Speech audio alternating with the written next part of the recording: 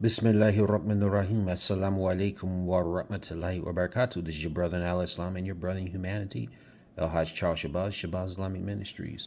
Today is December 26, 2024.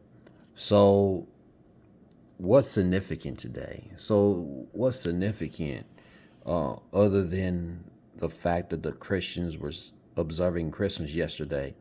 It is also the beginning today of what is called Kwanzaa. This is a African American holiday.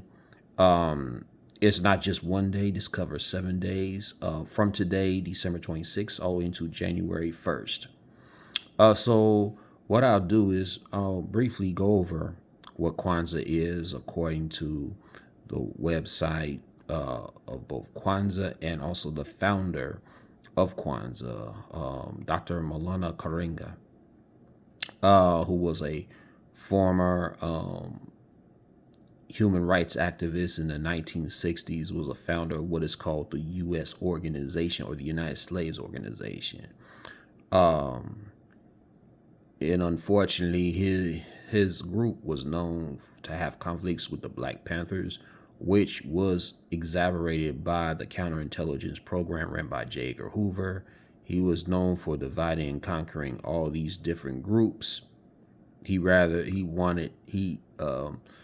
conspired to have these groups go against each other so they would not go against the government. But let's and then after I go into what Kwanzaa is, then I'll share as to whether or not it is permissible for African American Muslims to take part in this. So let's take a look here and see what Kwanzaa is really about. So I'm gonna go here. Here we go. Okay, great. Get my face out of the way. So here's a brief description of Kwanzaa. So it says here, Kwanzaa is an African American and Pan-African holiday which celebrates family, community, and culture. It was created in 1966 by Dr. Maulana Karenga, professor of Africana Studies. Kwanzaa is a 7-day cultural festival, begins December 26th and ends January 1st. It joins commemoration, values, and practices, communitarian values, and practices of continental African and African American culture. During the holiday, families and communities organize activities around what is called the Nguzo Saba, which is Swahili for the 7 principles. And here are the 7 principles, or the Nguzo Saba. And each day, because it's 7 days, so each day covers the principles. So today, for instance, today is the day of Umoja. Umoja means unity. The second day, or the second principle, or the day tomorrow, is called Kuchagulia. Kujichagulia, pardon me. That means self-determination. The third is Ujima, which means collective work and responsibility. The fourth is Ujama, which means cooperative economics. The fifth is Nia, which is purpose. The sixth is Kumba, which means creativity. And the last is Imani, faith. It says here, participants also celebrate with feasts, which is called Karamu, dance, music, poetry, narratives, and in the holiday with a day dedicated to reflection and recommitment to the 7 principles and other cultural values.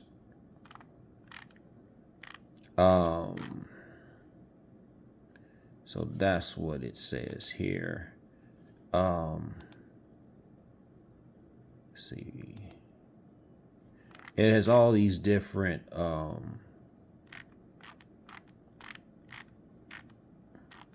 different pieces of information you can look into. Like, for example, let's look into the origins of Kwanzaa. So it says here, we'll read more. The origins of Kwanzaa on the African continent are in the agricultural celebrations called the first fruits celebration, and to a lesser degree, the full or general harvest celebrations.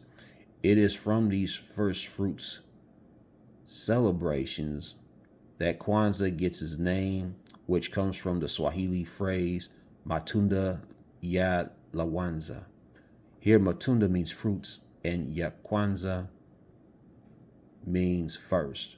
The extra A at the end of Kwanzaa has become convention as a result of a particular history. The first fruits celebration are recorded in African history as far back as ancient Egypt and Nubia, and appears in ancient and modern times in other classical African civilizations, such as Ashanti land and Yoruba land. These celebrations are also found in ancient and modern times among societies as large as empires, for example, like the Zulu empires or the Swazi kingdoms, which is today Swaziland, or smaller societies and groups like the Matabele, the Tonga, and the Lavedu, all of southeastern Africa. Of course, all these societies have their own names for the first fruit celebrations. Among the ancient Egyptians, the festival was called Pert in Mim, the coming forth of Mim. Among the Zulu, Imhosi. Among the Swazi, Inkwala. Among the Matabele, Ixwala. Among the Tonga, Luma. Among the Lavedu, Tegula. Among the Ashanti, various names, etc. Afaye, or Adwira. Among the Yoruba, various names also depending on the region. For example, Eje, Oro Olofin, or Odun Ijesu. The Ashanti and Yoruba festivals are usually referred to as the New Yam Festival, the time of harvesting the first yams. The choice of African fruit celebrations is the focal point and foundation of a new African American holiday based on several considerations. First, these celebrations were prevalent throughout Africa and thus had the Pan-African character necessary to be defined as African in general, as distinct from simply and ethnically specific. This was important to us given its policy of making, whenever possible, a creative and useful synthesis from various African cultural sources rather than choosing only one culture for emulation. Secondly, the core aspects of these festivals, which were discussed above in gathering, reverence, commemoration, recommitment, and celebration, were seen as very relevant to building family, community, and culture. This is especially true in terms of their stress on bonding, reaffirmation, restoration, remembrance, spirituality, and recommitment to ever higher levels of human life, as well as celebration of the good in general. Okay, so as you can see, this is talking about like the origins of where Kwanzaa came from, based on the celebration of harvest in various tribal traditions in Africa. Now, since we know about the origins and also about Kwanzaa, at least the basic aspects of it, the 7 principles, now we must come to this as to whether or not it is permissible for Muslims to take part in it. Now, this is relatively, mind you, a secular holiday.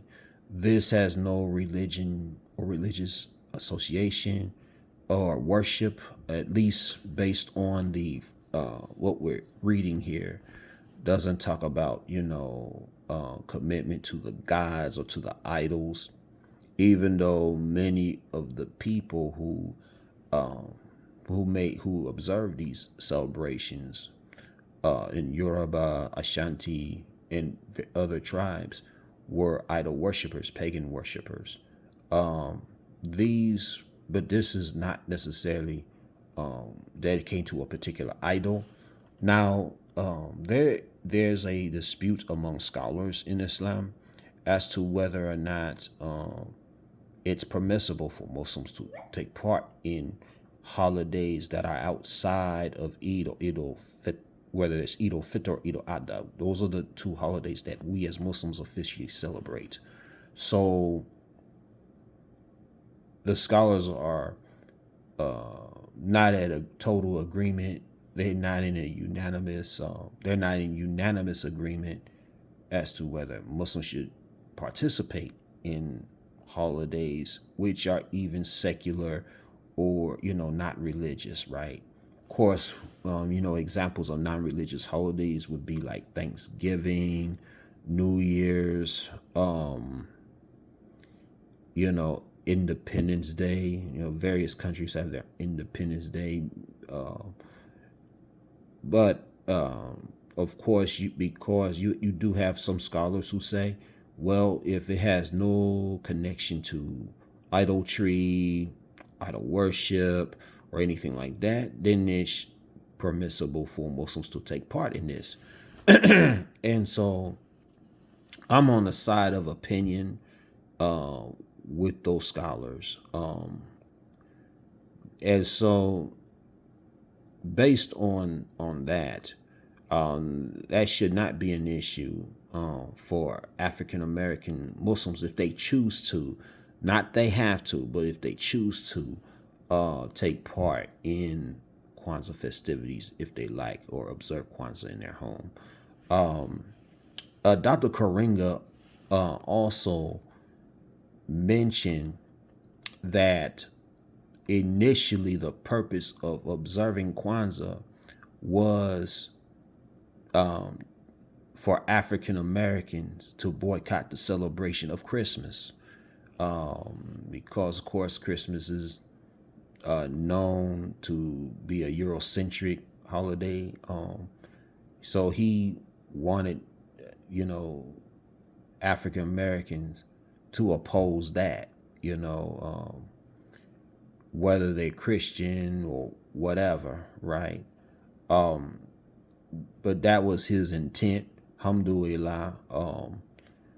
Certainly I certainly understand and sympathize with that. In fact, I remember even before I embraced Islam, I was into the Afrocentricity, into nationalism, and I was wanting to observe Kwanzaa, and I was observing Kwanzaa to the best of my ability, and oppose Christmas myself. So, alhamdulillah. But we only have like two holidays as Muslims, Eid al-Fitr and Eid al-Adha, as I explained before. But if Muslims, African American Muslims, want to participate in Kwanzaa, take part in the Kwanzaa festivities and what have you, observing the Nguzo Saba, because there's no known religious connotations with this particular observance, then it should not be a problem. If you like this video, give it a thumbs up and subscribe to my channel. Assalamu alaikum. Peace to everyone else.